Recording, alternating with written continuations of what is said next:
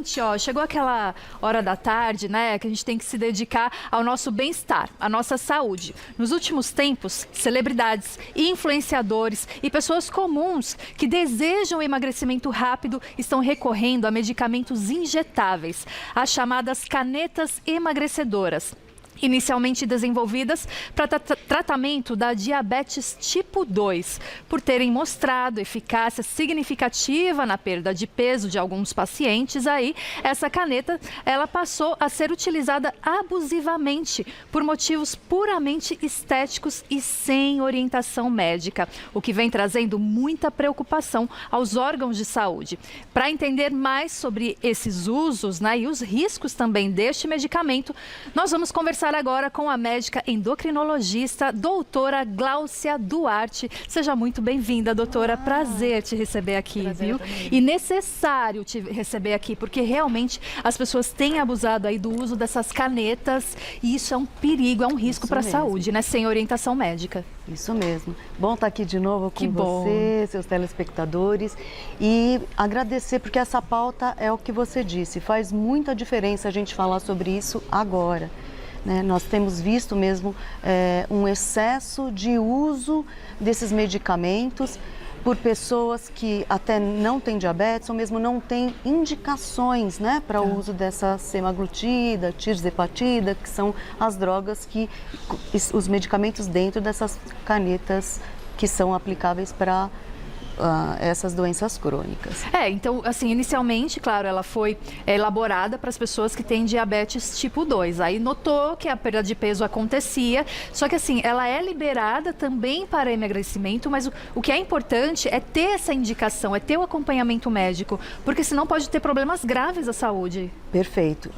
Esse é o nosso raciocínio. O raciocínio clínico, ele pensa exatamente isso. Qual que é a indicação?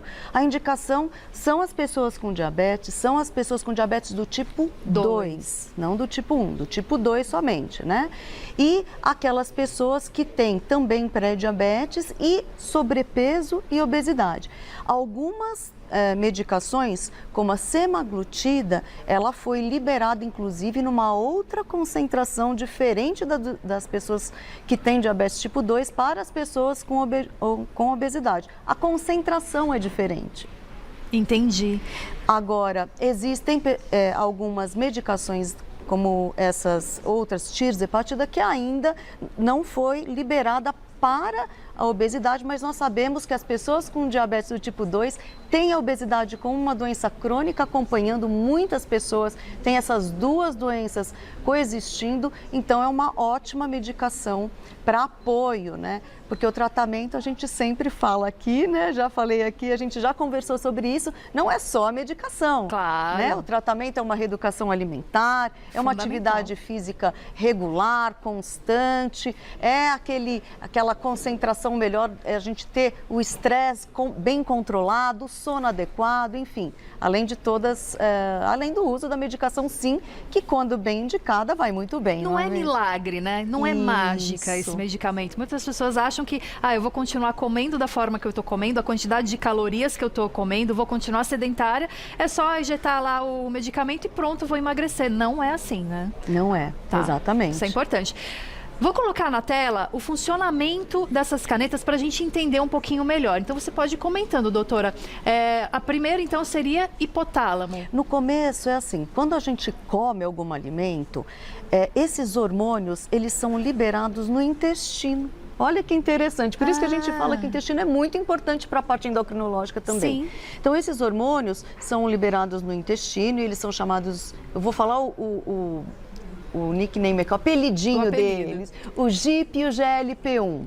Eles são liberados e a liberação desses hormônios vai atuar em várias partes do corpo, inclusive no cérebro, no hipotálamo, onde ele vai estimular a área que aumenta a saciedade e isso vai reduzir o nosso apetite. Ele também vai agir em outras áreas, tá? Ele vai agir, por exemplo, reduzindo a produção de glicose no fígado.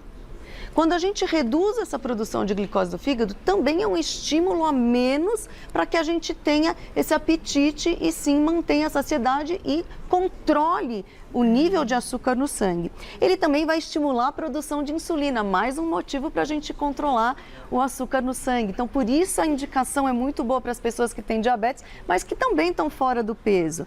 E vai retardar o esvaziamento do estômago e a movimentação intestinal. Ah, é? E mantendo essa comida por mais tempo é mais um estímulo, até para o sistema nervoso. Ele demora para fazer a digestão, é isso? É como se fosse isso, ele faz a digestão, mas essa comida fica por mais tempo ali, mandando a sinalização que ainda estamos satisfeitos. Então Entendi. isso tudo facilita você não comer muito e mais, né? Quando você tem a sua vida mais regrada nisso tudo, também fica mais fácil de você ter a mudança de hábitos, né? Que é o que a gente precisa adequar junto. Aí, nesse caso, por exemplo, de estimular, ele estimula a produção de insulina. E de glicose também no fígado, né? No caso da pessoa, de repente, não tem orientação médica, não está fazendo uma dieta específica, ela continua comendo muitos doces durante o dia e usando esse medicamento, pode ser um agravante para alguma doença futura? Eu acho que agravante para uma doença futura, se ela tiver a chance de ter um pré-diabetes ou um diabetes do tipo 2 ou mesmo uma obesidade, qualquer hábito inadequado, né, pode facilitar. Mas aqui o que eu penso, e eu acho que você vai concordar comigo, você imagina, né, fazer todo um esforço para essa medicação ter a força que ela precisa ter no organismo, né, ter toda essa composição que é essa medicação, para ter toda a ação dela, a gente ainda vai sair comendo mais doce, quer dizer, tudo isso que ela faz vai ser uma parte em vão, né? Porque ela vai ter muito mais glicose para cortar, açúcar para cortar, enfim, não ter uma orientação médica ou não ter uma orientação nutricional, não ter um educador físico olhando ou orientando a gente para fazer atividade, é meio caminho andado, sabe? E a gente precisa de tudo isso. Entendi. Agora, tem alguns efeitos colaterais também quando você usa esse medicamento. Eu conheço algumas pessoas que utilizaram e soube aí de alguns deles. Olha só, primeiro de tudo é náusea. Tem gente que sente muita náusea a ponto de, às vezes, perder o apetite, não consegue se alimentar corretamente mesmo. Só que aí fica demais, né? Se não se alimenta também corretamente, você pode ter problemas. É por isso que é importante a orientação médica, para ela ir seguindo as doses e aumentando vagarosamente isso. Mais ou menos entre 40% a 50% das pessoas que começam a usar a medicação podem sentir náuseas. Entendi. Náuseas e vômitos realmente são os sintomas que eles mais contam pra gente. E aí tem sim diarreia, tem constipação, que é você não evacuar adequadamente, tem dor abdominal, às vezes uma sensação de empachamento abdominal, parece que está inchadão, né? Talvez até essa sensação de que a comida está um pouquinho mais parada, né? E tem quem tem a chance de ter refluxo, tem mais refluxo ou azia. Isso tudo, quando o médico está sabendo dessa história, a gente vai mais devagar com a dosagem, a gente vai entendendo o que dá para melhorar na alimentação, como que a gente pode orientar essa pessoa, o horário das tomadas, enfim. Sozinho, com a automedicação, fica mais complicado tudo isso. Até porque existem outros efeitos colaterais que são mais graves. A chance, por exemplo, de uma pancreatite. Uma pancreatite aguda. É raro? Raríssimo. Mas quem tem a possibilidade de ter isso e não foi ao médico, não tirou uma história clínica, o médico simplesmente se automedicou, isso é uma contraindicação, por exemplo. Com certeza. As pessoas que têm gastrite ativa, né, não deveriam usar. As pessoas que tiveram um histórico de câncer de tireoide do tipo medular ou uma doença que chama neoplasia endócrina múltipla do tipo 2, que também consta com alguns tumores. Essas pessoas, elas não têm a indicação de tomar essas medicações, esses incretinomiméticos, né, que a gente chama, essas medicações. Então, a gente tem que estar muito atento a tudo isso. E ele tem um prazo também para ser utilizado, ou seja, ele é um tratamento e ele é utilizado por um período, no caso do emagrecimento. poderia usar esse medicamento por mais tempo? Tem gente que fica usando às vezes 1 ano ou mais, enfim. Para as pessoas com diabetes do tipo 2, né, a gente colocou a medicação, a gente vai avaliando do mesmo modo que a gente vai avaliando as pessoas com obesidade. Essas são doenças crônicas. Sim. Né? São doenças que a gente sabe que tem um controle, um manejo, né, ao longo do tempo. Aí, cada pessoa é uma. Então, cada pessoa vai responder de uma certa forma. E a gente vai contribuindo aí com as avaliações periódicas clínicas. Por isso, mais uma vez, não é? A dificuldade de você tomar isso sozinho e não ter esse parâmetro. Quando parar, quando aumentar, né? O quanto eu devo tomar.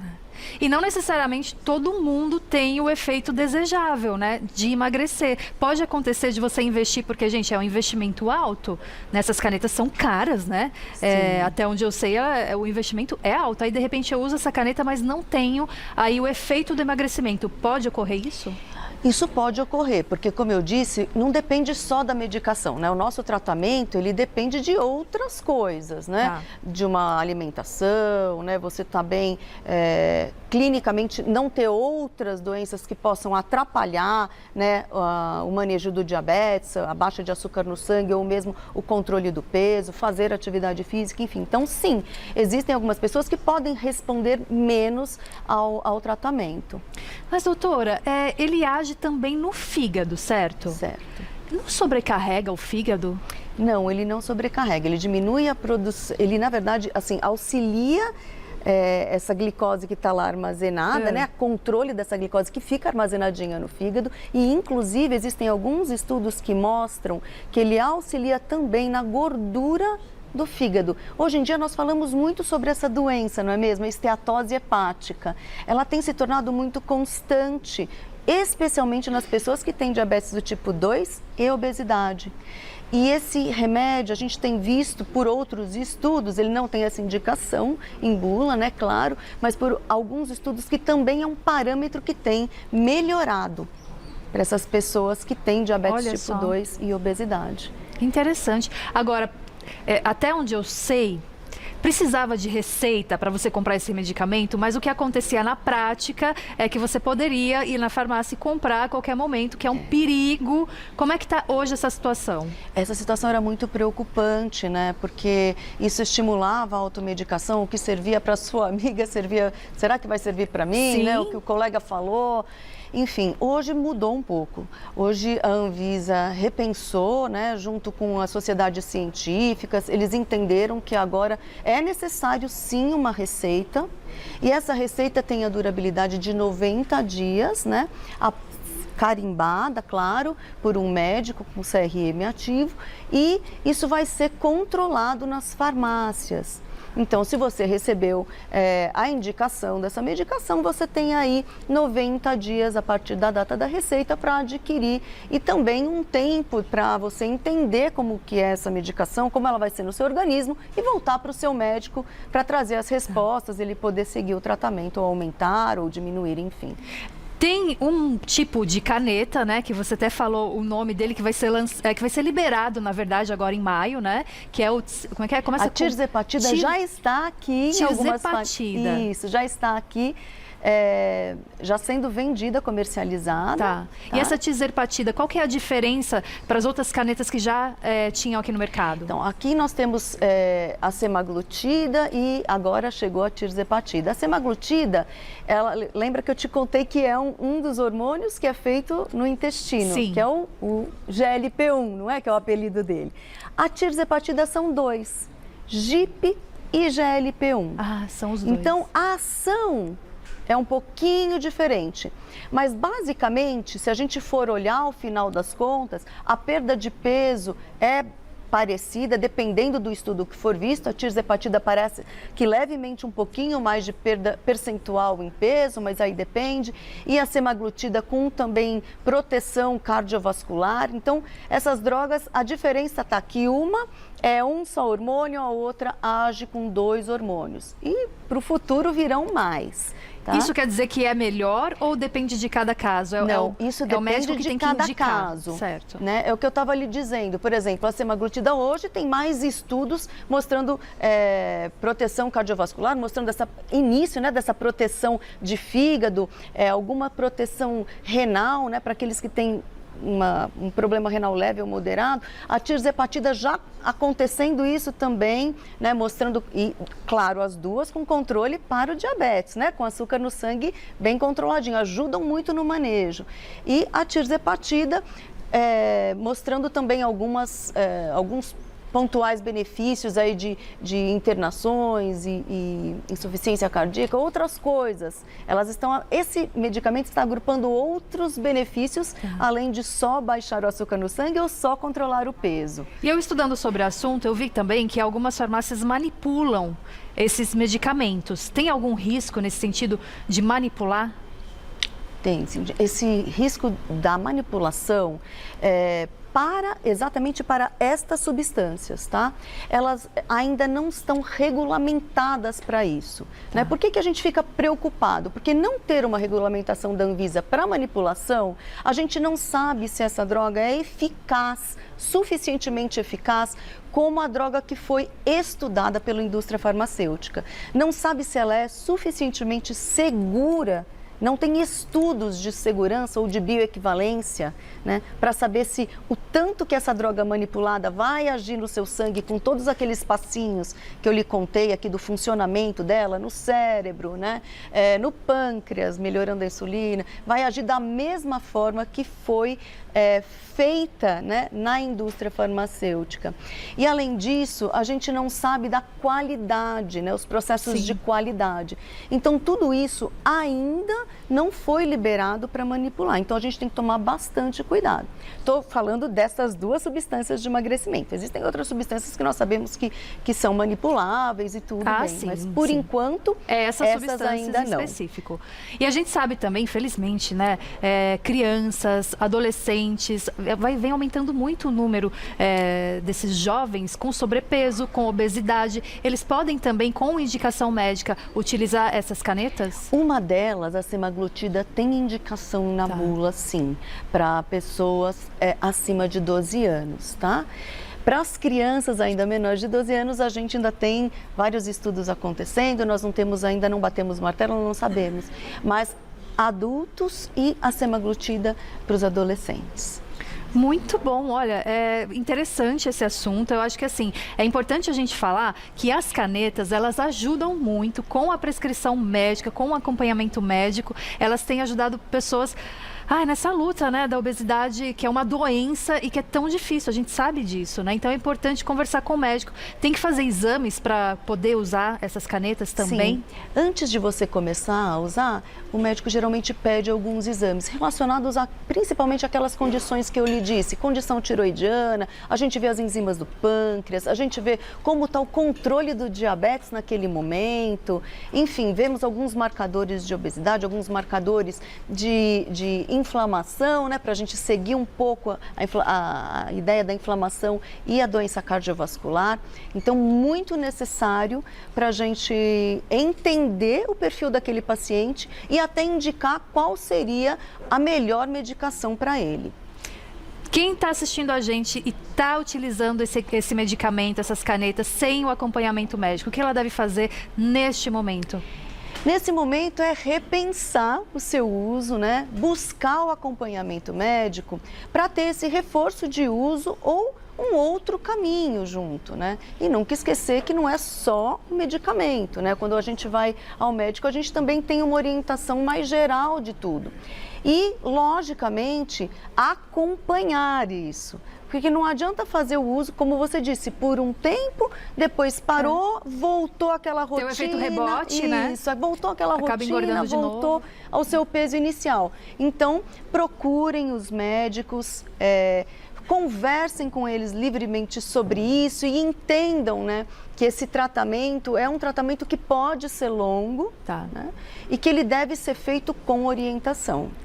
Doutora, muito obrigada pela sua presença, pelas informações, muito importante. Então procure o seu médico, tá? Antes de pensar em partir por esse tratamento por conta própria, porque é muito perigoso. Ó, @ADJ Diabetes Brasil, o Instagram da doutora, @ADJ Diabetes Brasil. E a gente se encontra em breve aqui. Ok, combinado. Muito obrigada. obrigada.